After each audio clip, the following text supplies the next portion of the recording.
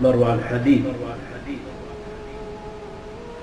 مروان خالد حديد دامەزرێنەری کۆمەڵی الطليعة المقاتلة للإخوان المسلمين سوريا بوو.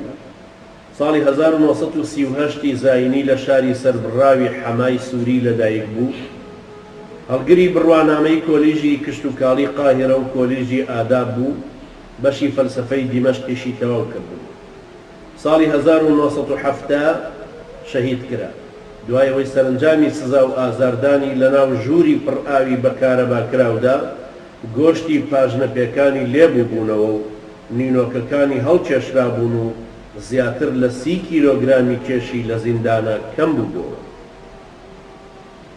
هەموو جارێ خۆشی قسەیەکی هەبوو ئەیوت: إذا أردتم نصر الإسلام فسمعوني صوت الرصاص.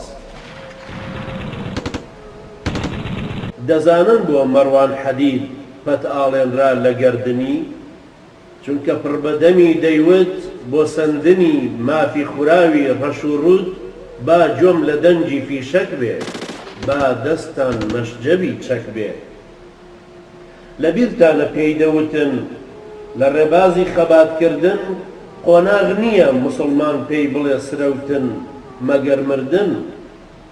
بیرتانە دەیوت کە دەڵێن ڕێبازی خواییمان دەوێ، هەم سەلماندنی بوونی خۆ هەم ئیسلام دەبێ سەرکەوێ، با جۆم لە دەنگی فیشەک بێ، با دەستان مەشجەبی چەک بێ.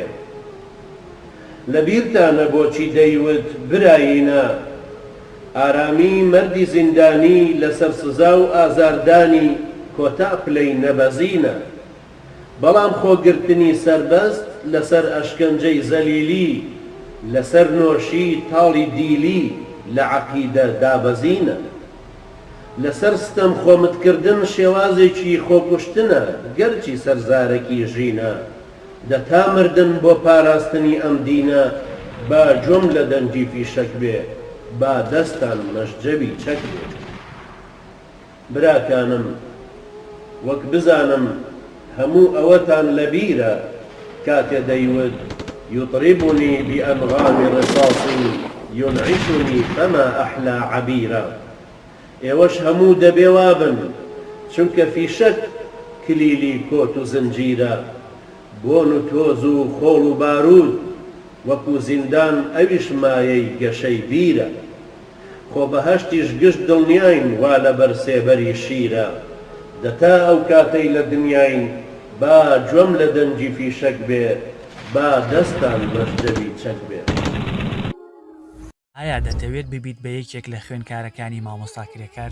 زانکۆی ئازادی دیڕاساتی ئیسلامی زادی بۆ خوێندنی زانستی شەرعی.